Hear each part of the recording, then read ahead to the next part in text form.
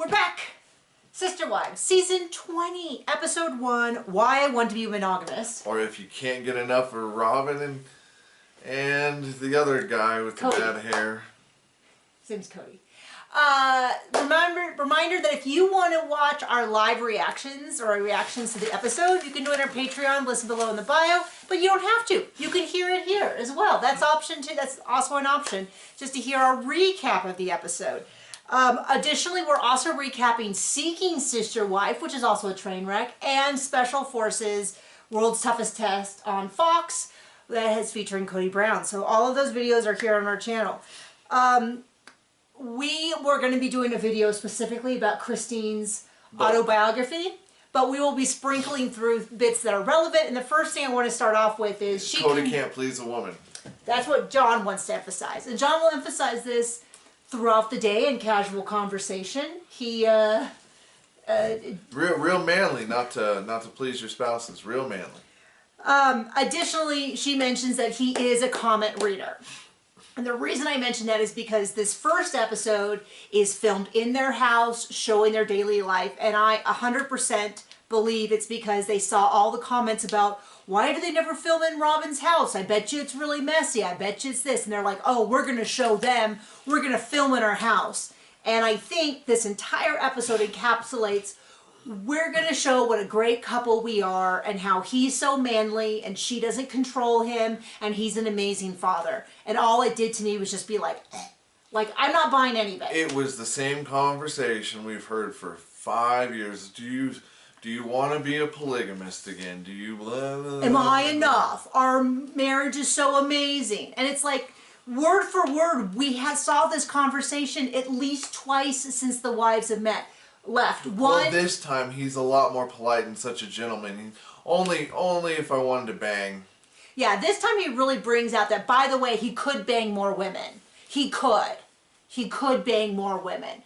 And he also kind of implies he's not getting enough sex with Robin. That's kind of what he says, because but he's her best customer. Because he says that plural men have too much and monogamous men don't have enough, which basically just, to me, just seems like he's implying that he doesn't have a good sex life with her. But through the vein of, he's a dude, he's such a guy, he's such a man. So we start off Such a man, can't please his wives. Yep, man. Oh, what a man. So it starts off, the very first line of the episode is from Robin saying one of the first two, I think maybe Cody said it first. I wrote, the big farting is a mess. The big family is a mess. The big farting is a mess. The big family is a mess. As near as I can tell, the big family seems to have drawn together, just minus Cody and Robin, through their own choice. Cody talks about how some days he's angry and vengeful, and some days he's kind and benevolent. And the use of the word benevolent is so annoying to me, because someone who's grown up in also a religious household, benevolent is a word you refer to God as. And it basically means that you are in a position of power, but you are kind about it. So it's kind of like Cody is saying, sometimes I feel like being kinder than they deserve. And I'm like, excuse me? Like, the words he picked have some real, like, I am the king, but I shall not crush my serfdom today, because I am a benevolent ruler. And I'm just like, stop. Even in his explanation, he sounds like a jerk. Yep. He only cares about getting his pencil wet. He says he thinks things are okay with Janelle, which is hilarious, because I feel like more than anyone... If okay, like, she doesn't ever want to speak to or see him again, just give her her friend, money for Coyote Pass and go away. It's funny, because in his mind, Christine was the worst to him, and him and Janelle are okay. And Christine does snap at him, and she sort of her anger. Janelle has so little regard for this man. She doesn't think very highly of him. She makes these little sly remarks. I would say that the way she talks about Cody is more damaging than how Christine does. Because people have so much respect for Janelle. And I don't have a problem with Christine at all. A lot of people really, really do. And if I say nice things about her, they're like, oh, it's typical, you're just... And I'm just like, I don't think I say that many, excuse me, I spit everywhere, that much flattering things about her. I just feel like I'm it's hard when you're comparing Tweedledee and Tweedledum right? to anybody. I mean, and then last, I feel like, and many people pointed out, which is he has really gone back on the Mary hate train. I'm not sure if that's because the timing is always difficult. So one of the things to remember about the timing is we are picking up in summer 2024. This is before they filmed the tell-all. I don't know when we're going to catch up to that timeline, but it usually ends up being the first chunk of a season has a little different vibe than the rest of the season because it was filmed before the tell-all for the previous season. Things come out in the tell-all, and then there's a little bit of a shift. Well, I mean, any timing. Maddie's pregnant. Maddie's not pregnant. Yeah. Maddie's pregnant. There's no new kid. I genuinely can't remember if she just had baby 3 or baby 4. I might have to look up that timeline. Well, in parts of this episode, yes and no. Okay. And who knows? So it's summer 2024. The reason this is significant is before Cody and Robin move. We know that because it's all filmed in their old house. Oh, they downsized? No, they did not downsize. Nice try. It is before Coyote Pass is close to settled, which we know from the episode. It's before McKelty and Tony, and I think Peyton as well, all moved to North Carolina. It's before Aspen is pregnant. So there's a lot of stuff that we have seen happen. Oh, it's before Christine files for child support. So we may see a big shift in stuff. But it's funny because Cody's like, things are pretty okay with Janelle. Things are good, kind of good with Janelle. They're kind of okay with Mary. Christine, we just text about Truly. And then it has all this footage of Cody getting the kids ready. And what's funny is, to me, this is clearly a section to show how involved he is, which he can't really do without highlighting how uninvolved he previously was. They talk about how they show footage of Logan getting everybody ready because Janelle's already left. It highlights that we know from Christine's book and from the show that Cody used to go and tuck in Robin's kids from the time they joined the family, regardless of whether or not it was her night. We know from Cody. Do you want to say this one? That he took the kids to school every day. Wait, what kids? Oh, just Robin's kids, because he wanted to, and that was his right. So now he's saying how he's so much more involved, and we're like, okay, you have always done these things just for Robin's kids. And then they show footage of everybody else getting going. And Christine has mentioned on the show and in her thing that when she was pregnant, she was working, and she said, can you just tuck in? I don't know if it was when he was pregnant, but at some point she was working, and Aspen was 11, her oldest. And she said, can you just help tuck them in? And he said, no, I can't. I have other families. I have other kids to take care of. And just on the nights that she worked, that he wasn't already at her house. But when Robin joined the family, he had all the time in the world. So, and at that point, when Robin first joined the family, she had 3 older kids, and Truly was still a baby, and Savannah was a little, was young, was the same age roughly as Brianna. Anyway. So they're trying to show us that he's this great involved dad, but he just keeps saying, I'm less, I wasn't this involved before, which really blows up what they told us, which was Cody was such a great father. Cody was such a good father, and I was like, he wasn't even there most of the time. Anyway, so they're doing all this, and they cut over to Christine and David, and they talk a little bit about, they're so in love, I'm happy for them, but they do talk about their first year being particularly challenging because of the loss of Garrison. And it really caught me off guard how much they mentioned Garrison. It's a beautiful tribute. For those who don't know, I lost my brother very suddenly in this past year, and then last year, the previous year, I lost my mother. My brother died very suddenly. It was a shock to everyone. He had a heart attack. My dad called me in the middle of the night, and I just was like, okay. And I just laid there. I just couldn't believe it. And it's when you lose someone like that, it's very normal to continue to talk about it. And I think it's a beautiful tribute as opposed to just being like, we'll never speak of it again. But as a viewer, I was really caught off guard, and I was like, oh my gosh. There are some who never mention it again, and so far that's Cody and Robin. I know, they didn't. I mean, it doesn't really affect them. It's not like he called him a pencil wetter and then didn't talk to him. I mean, it's just awful. It's just awful, awful, awful. But they bring up Garrison a lot, and it's really, really beautiful. Which is what made me remember, for them, this is, we had, the way the last season was, if you don't remember, it was this big season, we had this huge break, and then we had these basically Garrison specific episodes. His passing, leading up to his funeral, all of that. There was a lot of criticism of Cody during those time. There's a lot of criticism of people criticizing Cody, all of that. But to them, this is just an episode later, as opposed to being, the season ended in really, really late, like 4 months ago, something like that. So anyway, Mary has now been at the Airbnb for 1.5 years. She says she has a relationship with some of the kids and not with others. That's always been kind of a conversation. But there's only one relation. Well, there's a couple of relationships I'm interested in. I'd like to know how Mary and Leon are, just because my impression is they are good. They do have a good relationship based on things that are said in social media. But I'm really concerned about Mary's relationship with Robin's kids, because if anyone was there, beginning to end, for Robin's kids in a huge way, it was Mary. Well, Mary made Robin a monogamist, so. Yeah, I mean, here's the deal, is that I don't believe the criticisms of Christine and Janelle and the other kids being terrible to Robin's kids, but even in that discussion... We've seen the opposite of that, but okay. Right. They have no shred of evidence for that with Mary. At all. Mary was over the top all the time. She didn't come for second Christmas, honey. She stopped making the turkey on Thanksgiving. Oh, I think you're confused, John. Those were things that were forced on her. Oh, you're right. They used to always go to Mary's. Well, how else are they going to tell her she's unimportant?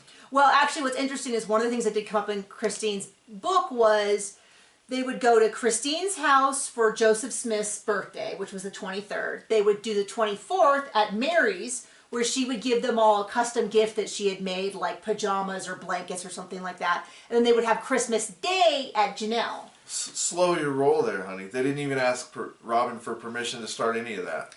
So 15 years before she joined the family. Hey.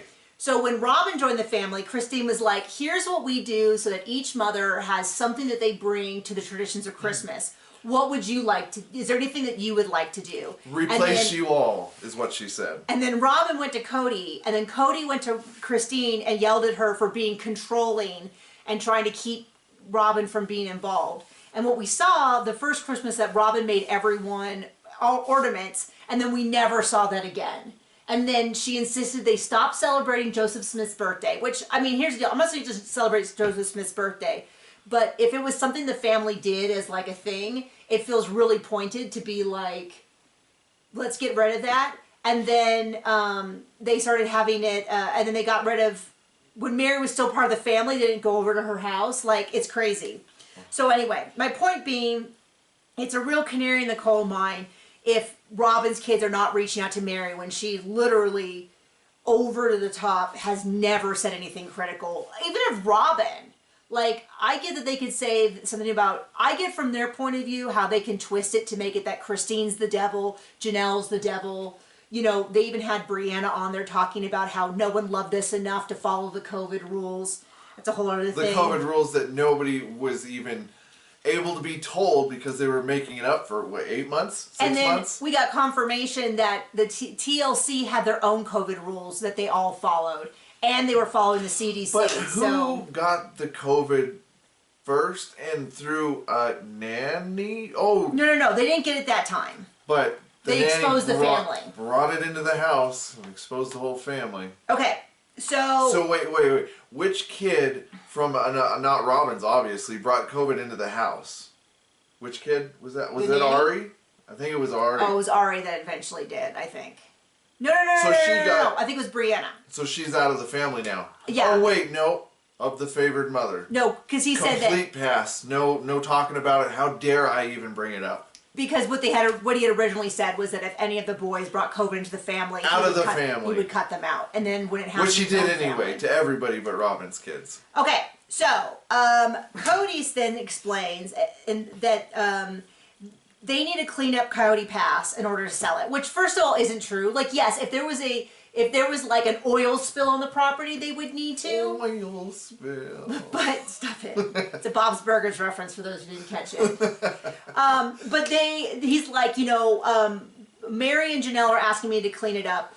or no, I told them it needed to be cleaned up and they're not going to do it, but I'm not going to do it for them because they're not being very nice. That voice alone. How dare they not clean up remnants of his failed businesses? And then he says it's mostly Janelle.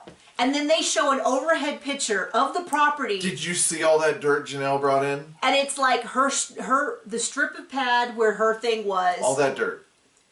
There's almost nothing else there except for 2 trailers, which he's already told the real estate agents were remnants of his failed business. There was a shoddy red picnic table. Which I'm pretty sure is Robin's. Dad's one. There was trees cut up. Those are definitely Cody's. And there's like, but the whole point is, how dare they not wipe his own butt? If you're looking at 15 acres and there's like 2 small things, that is not considered you need to clean it up. So, and then of course but I love it that the editing, they show it, and it's not like piles of trash and mismatched things. It's like a pad, which is not even a problem. I'm sure they're like, oh no, this is perfect. This is a place for us to park stuff as we build on it. But, just, oh gosh, the way he talks is so disrespectful that I'm like, I don't know how they handle it because I'm a stranger. And the way he spoke just then, because they're not being very nice, drove me nuts. Okay. So then, I mean, if he's going to look like that and do his hair like that, he really should get a piece to fill in the middle. I mean, I'm like, hey, if you want to have hair restoration surgery, I wonder if he won't do it because in order to do it, you have to shave your head.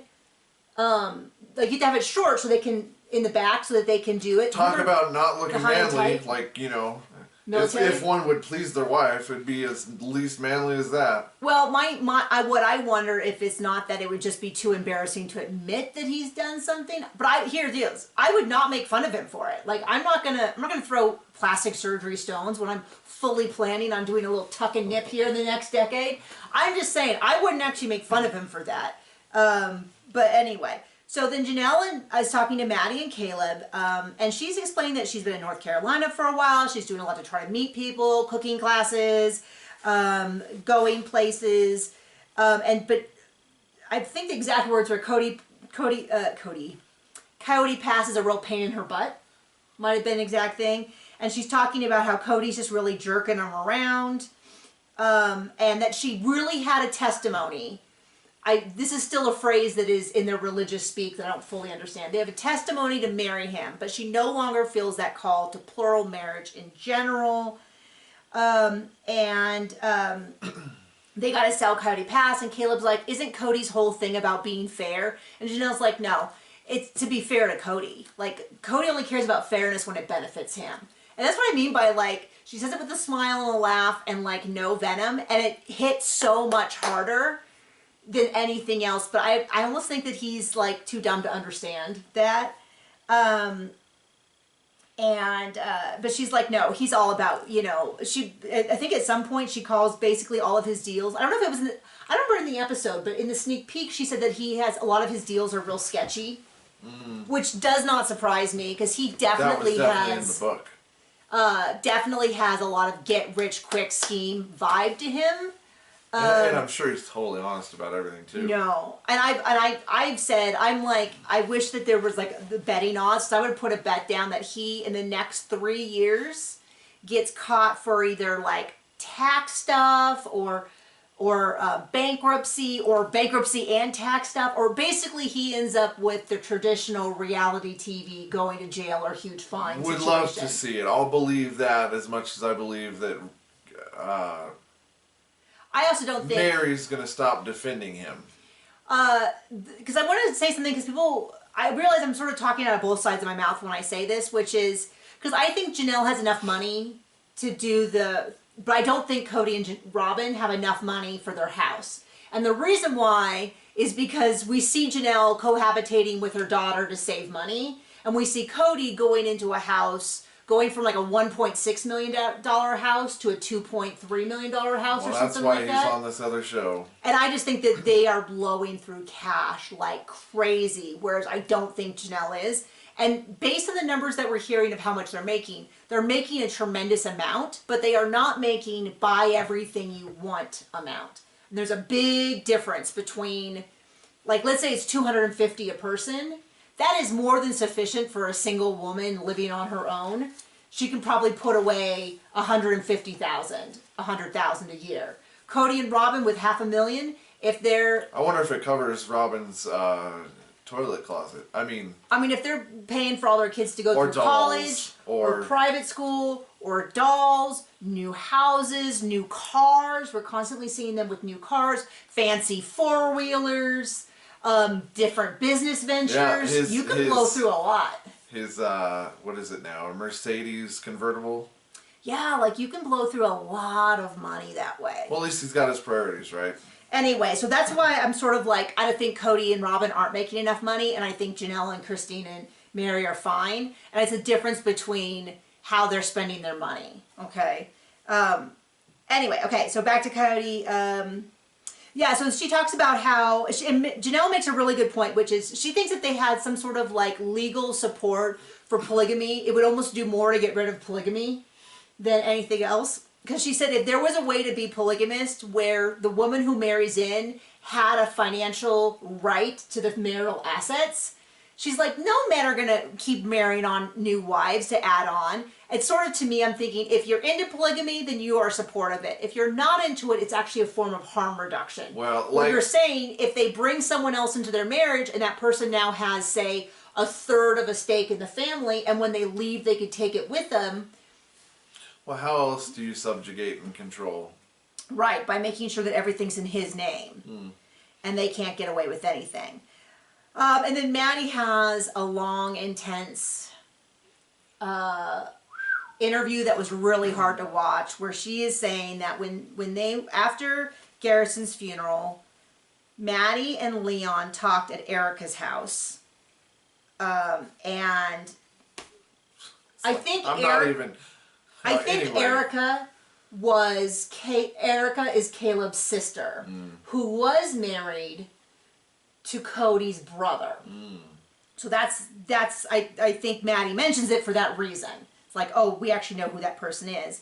And says that basically Leon has accepted that where Cody's at. He's not interested in investing in the old family. He's not invested in them. He doesn't want to do any reconciliation. But that Maddie... No, that's the opposite of what he said. He said he wants reconciliation with everyone. Just it's their way or the highway, which is his way of saying they put boundaries and I don't want to respect them. Well, and they're not his way or the highway, which is the only way anyone could ever reconcile with him. Yeah, I mean, yes, that's absolutely true. Additionally, Leon does say that they would love to talk to Robin's kids, which for Robin's kids' sake, I hope that they can watch this show from one cult to another, that they can see with fresh eyes that no one holds any animosity towards them. Because if they believe what Cody and Robin are saying, which is that the whole family didn't love them, that they were never accepted, that is such a huge burden for them to carry. And they're carrying it needlessly, because every opportunity people have to speak publicly have said they don't blame them, that they love them, they consider them siblings. Whether there are hard times or not, to be fair, they're not carrying it needlessly. If they want to remain in Cody's good graces, they need to carry it like a champ. No, that's true. They're really, the options are they can keep their father and mother, or they can have their siblings. And I don't know if there's a lot of space to hold both of those at the same time. Right. No, that's a fair point. So Maddie's crying and saying how is just really having a hard time because they want reconciliation, but they're just so angry. And they can't be not disappointed. And I'm going to point out that when Cody says he'd love reconciliation, he's saying it to the camera, not to his children. I mean, why would he say it to his children? You know what I mean? So, I can't even read my writing.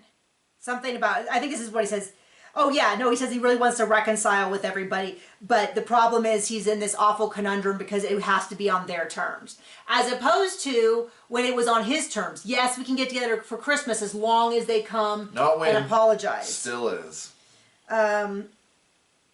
So then we get a couple of big storylines that make no sense to me. So not no sense.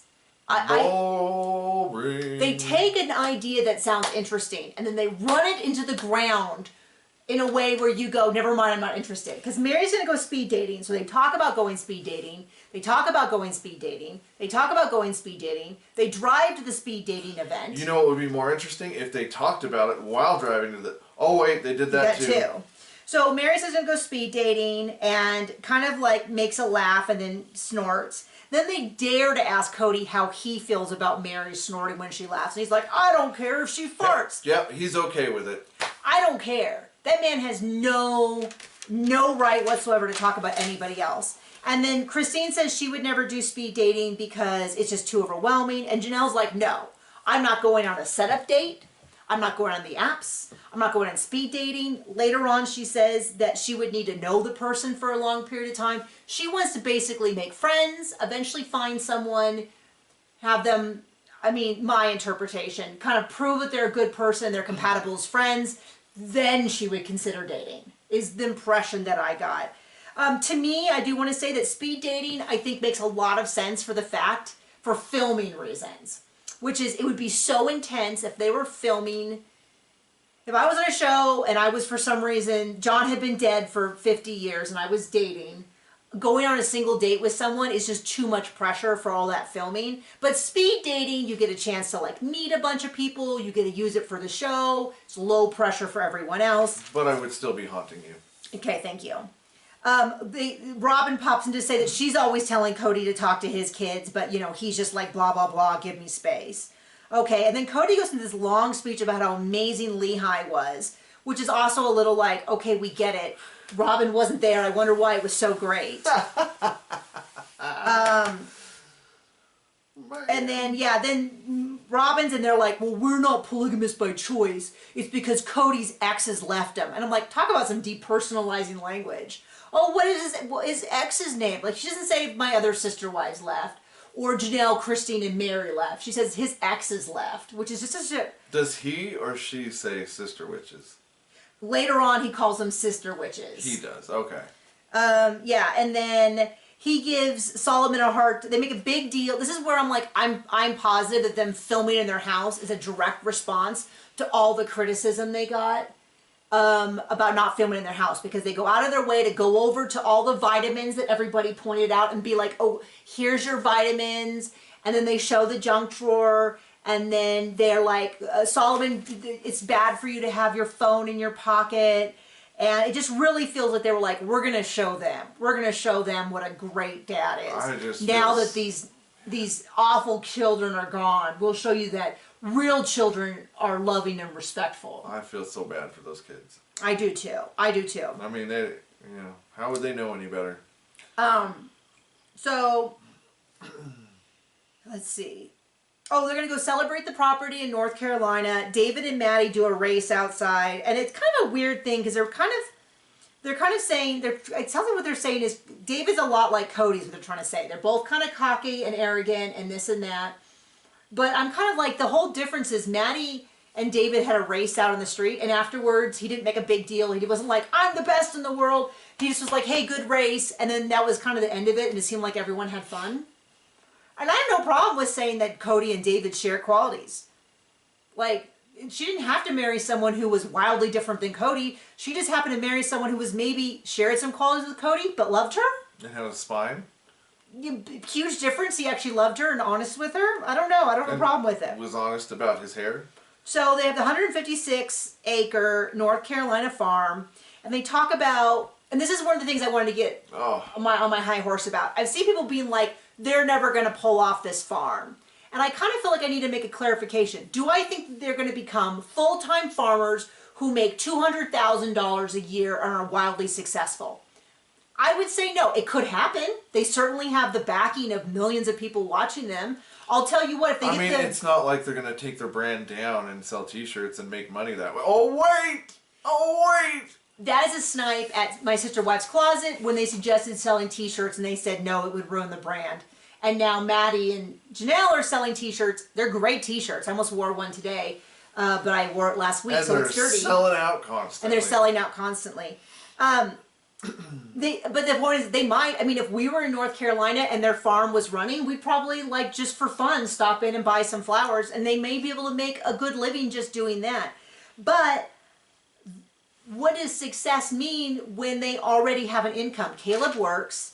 Janelle has a TV show, and hopefully, based on what we've seen on TV, she's probably now that Cody's not poaching all her money, she's probably rapidly saving up for the last couple seasons. Right now, she lived in an apartment before this. Now she's living with Maddie. So what does it mean to have this work? Well, if they can pay off their house and then they just don't lose money, that's probably sufficient. Because I don't think they're trying to like support the whole family on it like they were My Sister Wives Closet. Anyway, they show an overhead view of it. Christine's there, David's there, Peyton's there, Aspen and Mitch are there, and then Janelle's sister, who is adorable, and her husband are there. And they show kind of the area. It's kind of funny shaped little, it's got a little arm on it. And they're going to put the flowers right there. And then they're going to have, and Christine asked, well, what's the road that's going to go from the flower farm to where their houses are? And they said Bob Boulevard, which didn't make sense to me at first until we found out that Garrison's first name is Robert, and his, he used Bob for like a couple of his companies and stuff like that. So it's a tribute to Garrison. And I was like, you guys are killing me. But such a sweet, beautiful way of doing that. Okay, we cut back to Jen and Mary. They are now on their drive to Salt Lake City. Jen is going as a wing woman. Mary, they're having like pretend dates. And this is where I'm like, sometimes maybe less footage is better. Because they're like pretending what's going to happen on the date. And Mary's like, well, when in this 6-minute conversation should I say that I'm divorced, used to be 4 wives to 1 husband, 23 kids, blah, blah, blah, blah. Probably right after you defend Cody again. And Jen's like, I don't think you do. And then they cut to Christine, and Christine's like, don't do it, don't say that. But I will tell you, before you think it sounds snotty, in the book, Christine says she absolutely did that. And in her interview, she says, trust me, I know from personal experience. This is not Christine making a swipe at Mary. This is Christine being like, I have done this, don't do this. Don't. And she said in the book that she did that, and the matchmaker was like, you don't do that on the first date. Like, that's just too much. And then this is when Janelle says that if she goes on a date with someone, it's going to be someone that she knows for a while. Christine and Janelle both kind of talk about how they want their home to be the gathering place for the family. And all I'm thinking is, you're on separate coasts. It can be both.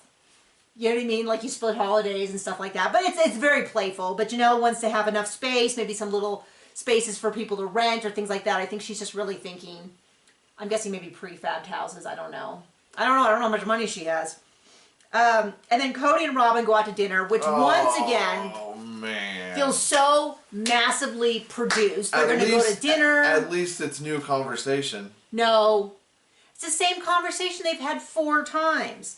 So they have all these jokes about licking the spoon and licking this, and I don't mind you licking, and it's all like, and then she's like turns and she like licks the thing, and she's like, oh, I'm just so shy. And I'm like, lady, you told us forever, like, we should be able to have public affection with each other in front of each other. We should be fine with it. But now that she's a monogamist, she's like, oh, I get so embarrassed when Cody's affectionate. I'm just so shy. And I'm like, this isn't even consistent with who you said. Like, if Janelle, like, if... How dare we think for ourselves and not believe the bull flying from their mouths. And then they go through this long explanation about how Robin turned down so many men. I don't remember from the past version of Robin turned down so many men that they all wanted to be monogamous. Because they've been pushing this whole like and I didn't get the timeline because I didn't think there was that much time between when. What's a lie if it's not convenient at the time? But the timeline doesn't even make sense for her to have all these marriage proposals, which is what she's implying. It was when she was jet setting as a model for Diesel Jeans. I don't know what's going on. I'm not saying that none of it is true because they were in a cult and maybe it is all just that simple. Like, oh, you're single, maybe. Let's hop on board. But she makes it sound like multiple men were chasing after her, but she turned them all down because she wanted to be in plural marriage. But we've seen the footage. She didn't. But in the past, they made it sound like she turned down these marriage proposals because she was so impressed with Cody's family, which I'm not saying is mutually exclusive. I'm just saying it's kind of weird how sometimes these stories come back and they're a little different than they used to be. Because it used to be that they met at a dance or that Mary... introduced them. You know, well, they used to just say Mary wanted him to go dance with her and left the implication to be that Mary introduced them or encouraged them to meet or something. Well, then it later on became they were in church and their eyes locked. I'm not saying that both of those can't be true. I'm just saying that they seem to be emphasizing different parts of the story depending on what they're pushing at that exact moment. And so they're now, again, this is the 4th time within a year that they've had this conversation about, because they had the conversation at the, after she fell off the four-wheeler, after she flew off the four-wheeler about whether or not he's enough. They had it in the snow. They had it multiple times. And now they're going to have it again about whether or not they can be monogamous. And I'm like, I can tell you what she's going to say.